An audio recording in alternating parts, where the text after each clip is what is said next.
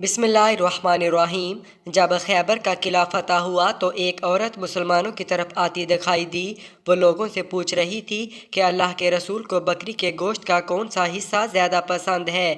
लोगों ने उसे बताया कि हजूर सल्लल्लाहु अलैहि वसल्लम को दस्ती का गोश्त पसंद है। इस औरत का नाम ज़ैनब था। ये मरहम की भतीजी और सलाम बिन मस्तम यहूदी की बीवी थी। ये बात मालूम करने के बाद वो वापस लौट गई। इसने एक बकरी को ज़िबा किया, फिर इसको भूना और इसकी दस्ती वाले हिस्से में जहर मिला दिया।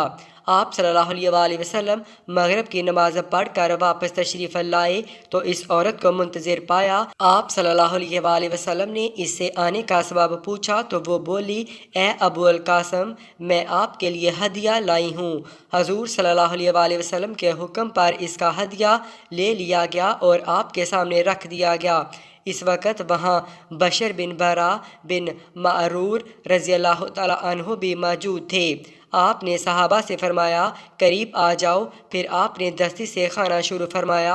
आपके साथ ही हज़रत बशर बिन बारा ने भी दस्ती से गोश्त का लुकमा मुंह में डाल लिया और उसे निगल गए, जबकि हजूर सल्लल्लाहु अलैहि वसल्लम ने अभी लुकमा सिर्फ मुंह में डाला था। दूसरे लोगों ने दूसरी जगहों से लुकमा लिया। जो ही हजूर सल्लल्लाहु अलैहि वसल्लम ने लुकमा मुंह में डाला, फ़ौरन उगल दिया और फरमाया, हाथ रोक लो, ये गोश्त मुझे बता रहा है कि इसमें जहर है।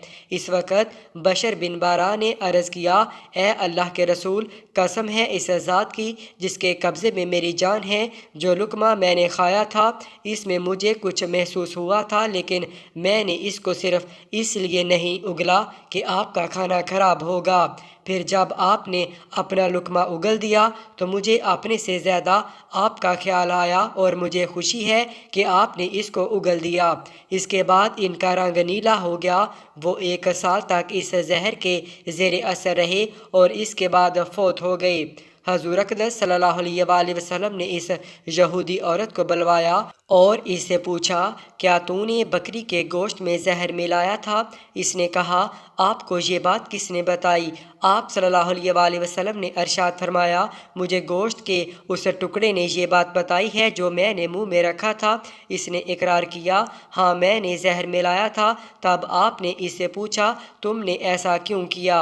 इस औरत ने कहा, आप लोगों ने खैबर की जंग में मेरे बाप, भाई और मेरे शोहर को कत्ल किया और मेरी कौम को तबाह किया, इसलिए मैंने सोचा अगर आप सिर्फ एक बादशाह हैं तो इस जहर के ज़रिए हमें आपसे निजात मिल जाएगी, और अगर आप नबी हैं तो आपको इस जहर की पहले ही खबर हो जाएगी। इसका जवाब सुनकर आपने उसे माफ़ फरमा दिया, क्योंकि आप अपनी ज़ात के लिए किसी से बदला नहीं लेते थे। अलबत्ता मुसलमानों को कोई नुकसान पहुंचता तो उससे ज़रूर बदला लेते। जहाँ तक हज़रत बशर बिन बरा की बात थी तो वो इस वक्त फौत नहीं हुए थे, लेकिन जब बाद में जहर से उनकी मौत वाक़या हो गई तो उस वक़्त आपने इस औरत ज़ैनब को बदले में कत्ल करा दिया।